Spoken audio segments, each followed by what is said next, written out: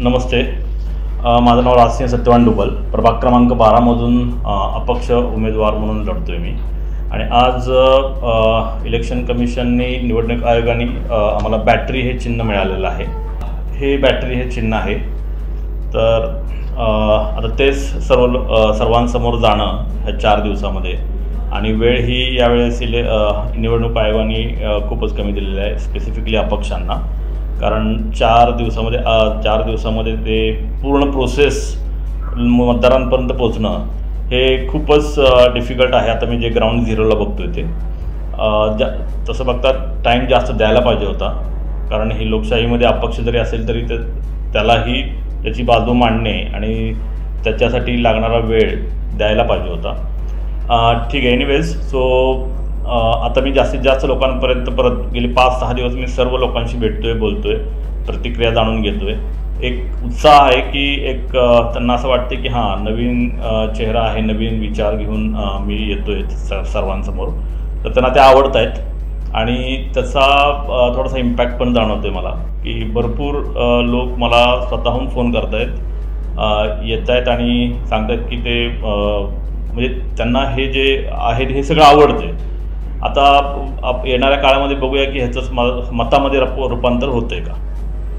आणि आतापर्यंत मी विजनबद्दल बोललेलो आहे, पंढरपूर 2.0, की ज्याच्यामध्ये मी 7 संकल्पना मांडलेल्या. पण आता इथून पुढं माझा जो वार्ड आहे, 12 नंबर वार्ड, की जो बऱ्यापैकी आता मी जेवढं ऑलमोस्ट 50-60% कव्हर केलेलं आहे, ऑलमोस्ट 70%. तर त्याच्यामध्ये एक असं जाणवतं की बऱ्यापैकी सुशिक्षित आणि वेल एज्युकेटेड वार्ड आहे. आणि भरपूर लोक IT मध्ये काम करतात, की जे बाहेरच्या ठिकाणी आहेत, पुण्यामध्ये आहे, कोणी बेंगलोरमध्ये आहे, कोणी वर्क फ्रॉम होम करते. आणि वेगवेगळ्या म्हणजे इकॉनॉमिक स्तरामधले पण सर्व लोक आहेत तिथं. तर एक असं जाणवतं आहे की बदल होऊ शकतो, घडू शकतो. आणि तो मला आता इम्पॅक्ट येतोय तो तसा. तर वार्डमध्ये आता मी काय करणार आहे ते मी बोलतोय. तर आपला जो वार्ड आहे तो मॉडेल वार्ड असायला पाहिजे. तर मॉडेल वार्डमध्ये काय काय असायला पाहिजे, की इथे जे लोक राहतात त्यांना काय वाटते की आपलं आयुष्य किंवा आपण जे जगतोय ते कसं असावं ते. तर मॉडेल वार्डमध्ये 2-3 नवीन संकल्पना मी हे करतोय, की ज्याच्यामध्ये पहिला जो पार्ट आहे की जो एंटरप्रेन्योरशिपवर मी जास्त भर देईल. इथल्या तरुणांना इवन अक्रॉस द पंढरपूर जे काय एंटरप्रेन्योर्स किंवा जे स्टार्टअप काढू इच्छितात किंवा नवीन नवीन उद्योग करू इच्छितात, तर त्यांचा एक ग्रुप बनवणे आणि त्याच्यावर काम करणे येणाऱ्या दिवसामध्ये. हा झाला पहिला पार्ट. दुसरा पार्ट आहे त्याच उद्दिष्टांचा, की या इथल्या वार्डमधल्या तरुणांसाठी, की जे आता शिकत आहेत किंवा जे इंजिनिअरिंगला आहेत, डिप्लोमाला आहेत किंवा वेगवेगळ्या MCA असे वेगवेगळ्या ह्याच्यामध्ये करिक्युलममध्ये करतायत, तर त्यांना आपण काय करू शकतो, तो स्किल डेव्हलपमेंट, की एज्युकेशन झाल्यानंतर जॉब मिळणे ह्याच्यामधला जो गॅप आहे, इंडस्ट्रीचा जो गॅप आहे, तो भरून काढण्याचा मी यावेळेस प्रयत्न करेन. आणि त्याच्यामध्येच इंटर्नशिपचा एक प्रकार असतो, की इथल्या मुलांना इंटर्नशिप लागते. एक 6 महिन्याचा पिरियड असा असतो त्यांच्या एज्युकेशनच्या करिक्युलममध्ये, की जिथं त्यांना इंटर्नशिप, की इंडस्ट्रीमध्ये जाऊन काम करणे. तर मी इथं आहे, तर IT मध्ये तर मी डेफिनेटली देऊ शकतो त्यांना हेल्प. तर तो एक माझा येणाऱ्या काळामधले असणाऱ्या उद्दिष्टांपैकी एक आहे. आता हे बाकीच्या तर गोष्टी आहेत, की स्ट्रीट लाईट बसवणे जिथे जिथे अंधार आहे, रोडवर खड्डे. आता रोडवर खड्डे म्हणजे काय होतं ना, की आता मी भरपूर ठिकाणी जातो, आता तुम्ही पण बघितले, रोडवर जाताना काही खड्डे असतात, ते 5-5, 6-6 महिने कोणीच लक्ष देत नाही आणि लोक त्याच्यावरून जातात. तर एक सर्वे करून असे जे काही खड्डे आहेत ते आपण बुजवू शकतो. त्याला काही जास्त खूप काही मेहनत करावं लागते, पूर्ण नवीन रोड बनवावा लागतो, तोपर्यंत थांबायची अशी काही गरज नाही. तर ते करणं गरज आहे, की वार्डमध्ये प्रत्येक रस्त्याचा सर्वे करून त्या जिथं जिथं खड्डे आहेत तिथं मार्किंग करून तिथं ते खड्डे बुजवले जाणे. तर हा एक उपक्रम मी आल्या घेण्याचा प्रयत्न करेल जर मी निवडून आलो तर. आणि अजून एक आता हा जो महत्त्वाचा मुद्दा मला प्रकर्षानं जाणवतो, की इथले जे नागरिक आहेत त्यांना जर काही अडचण आली तर ते कसे कनेक्ट करणार, ते मला कनेक्ट करणार का नगरपालिकेमध्ये कनेक्ट करणार. तर त्याचा एक मीडियम म्हणून नगरसेवक असतो. तर त्याला आपण सिस्टीम बसवू शकतो का, तर बसवू शकतो. आता इथं जवळजवळ 4374 मतदार आहेत आणि लोकसंख्या अप्रॉक्सिमेटली असेल 5000-6000च्या दरम्यान असेल. तर हे 6000 लोकसंख्या असलेला हा वार्ड आहे. पण तसंच नाही आहे. ह्याच्यामध्ये भरपूर अशी लोक आहेत की जे बाहेरून आलेले आहेत पण इथं मतदान नाही आहे. तर तुम्ही असं समजून घ्या की ह्या वॉर्डमध्ये जवळजवळ 7 ते 10 हजारपर्यंत लोक राहतात.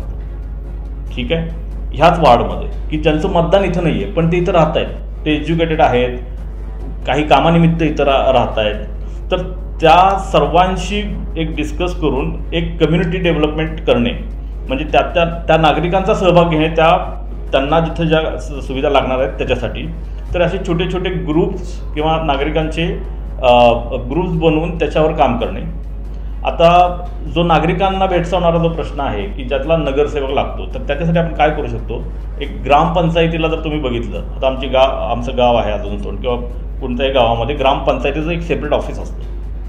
त्या ग्रामपंचायतीत साधारण किती लोकसंख्या असते, साधारण 5,000 6,000 अशी लोकसंख्या असते. त्याच धर्तीवर सर्वांना नगरसेवकच पाहिजे किंवा सर्वांना नगरपालिकेतच जायला पाहिजे असा अट्टास नसायला पाहिजे, किंवा त्याला आपण अल्टरनेट सिस्टीम तयार करू शकतो का, तर ते करू शकतो. तर त्यासाठी मी वार्ड ऑफिस ह्या वॉर्डमध्ये असायला पाहिजे की जे वॉर्डमध्ये तिथे एक डेडिकेटेड पर्सन असायला पाहिजे की त्याच्यामार्फत नगरपालिकेचे जे काही प्रश्न आहेत ते त्याच्या थ्रू नगरपालिकेत जाऊन सोडवणे हा एक महत्त्वाचा एक संकल्प आहे की जो मला वाटते की तो चालेल आणि त्याचा नागरिकांना जास्तीत जास्त फायदा होईल. त्यामुळे ते कोणाला डिपेंडन्सी राहणार नाही आणि एक डेडिकेटेड नंबर असेल ह्या वॉर्डसाठी एक वेबसाईट असेल.